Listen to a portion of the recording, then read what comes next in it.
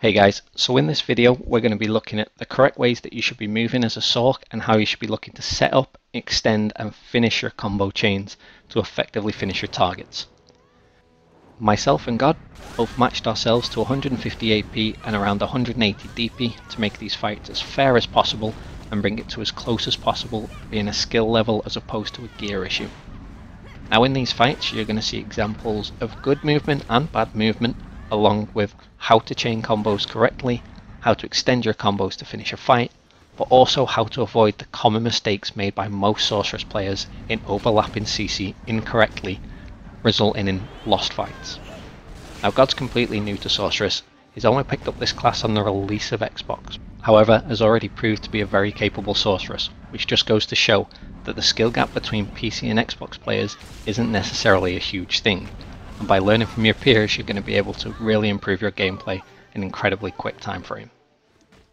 So in this first video I make a couple of glaring mistakes. So the first one off the bat is my 100% Dream of Doom. This is something that you need to make sure you're not using.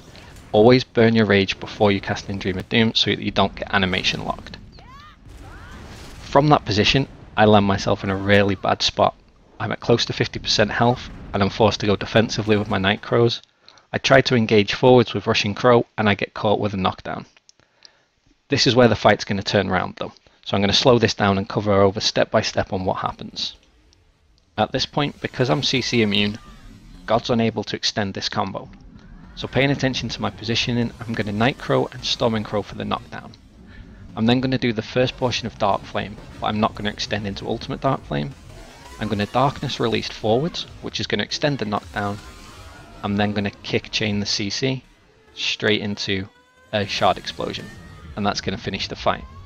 Understanding how CC works and knowing that I would be CC immune on the knockdown means that I was able to plan my next steps.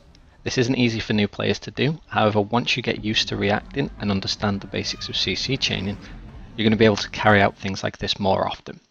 And this is a really great example of just how a fight can turn thanks to the CC chaining and the damage capabilities of Sorceress. In the next clip you're going to see another example of really poor movement. So to start with the fight, I tried to engage head on with Rushing Crow, completely unprotected, and end up eating a CC chain. This is because God was fully expecting me to engage like this. I'd been doing it continuously for the last couple of fights. From here it's really hard to recover. What I find myself doing in this clip is throwing out random bits of CC with no follow-up. Even if something was going to land, I'd not be able to follow this up with a CC chain. At this point in fight I do manage to land a knockdown, however because I'm positioned poorly, I'm not able to extend that into anything meaningful. At this point in the fight, God's in a much better position. I've managed to run myself out of stamina from defensively Night Crowing to avoid damage, and I've not managed to capitalise on any CC chain. Our ability to be offensive is completely linked to our Night Crow. If we're defensively Night Crowing and we're positioning poorly, we're never going to be able to turn a fight around and go offensively. Paying attention to this really is the key to understanding how to play Sorceress to a higher level. In this next clip I'm going to do something that most sorcs are in the habit of doing, and if this is you, get out of that habit immediately. You should never be Night Crowing forwards. Although I get away with it in this instant, I'm immediately thrown into a CC chain and once again chunked down to almost half health. If the CC chain was extended by God correctly, that would have been the fight over almost instantly, all from a simple mistake of Night Crowing forwards and being unprotected. Because he didn't extend the CC chain, this fight gets dragged on a little bit longer, however the outcome is essentially the same. Despite the fact I do manage to land some CC, I'm unable to land a meaningful combo and extend that in a way that's going to win the fight. The icing on the cake is the final mistake I make, so I'm going to slow this video down so that you can see what happens.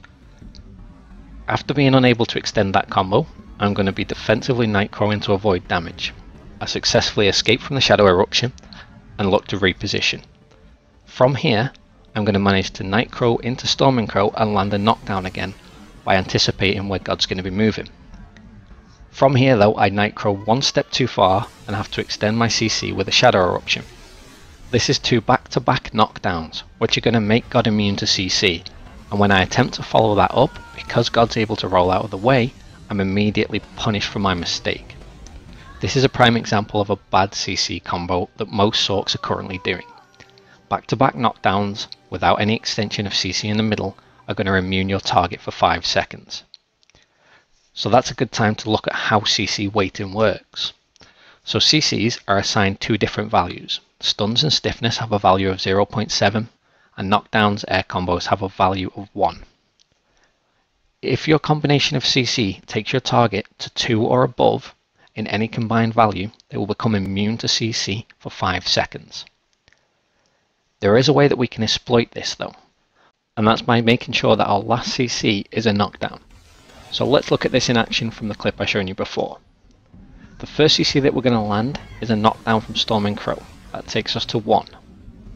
We're then going to follow up and we're going to extend the knockdown by using a down smash. That's now going to take us to 1.7. From there we're going to float the target, and this allows us to go past the 2 with 2.7 and keeps the target on the ground for an extended period of time. If I'd followed up the knockdown with either another knockdown or with a float straight away, I wouldn't have got the extension on the CC, and the target would have been able to move and be immune to CC a lot sooner. Because of this extension, I'm able to end the fight in a single combo. So let's look at what happens when you do this wrong. So in this clip, we land the knockdown. However, rather than extending the CC combo, we land a second knockdown. This puts the target at 2. This means they're now immune to the follow-up, so the extension on the second Shadow Eruption isn't going to land. This means that I can't follow up the CC chain, and instead, God manages to stand up and finish the fight. So hopefully this is a little bit of use to you in understanding the correct way that you should be CC chaining. And if you are doing it the second way, then starting to switch to the first is going to massively improve your gameplay. So for the rest of the video, I'm just going to include some of the better fights between myself and God. In these videos you're going to be able to see examples of good movement and bad movement. You're also going to see how CC chains are extended, how we're fishing for CC, and also how we're managing to finish fights.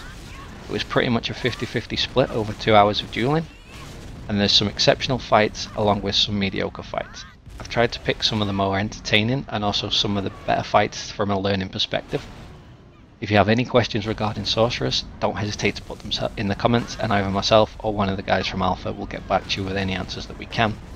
And as always, if you can hit that subscribe button, give the video a like if you found this useful, and I'm going to continue to produce Sorceress content even once I switch away from the character in the coming weeks.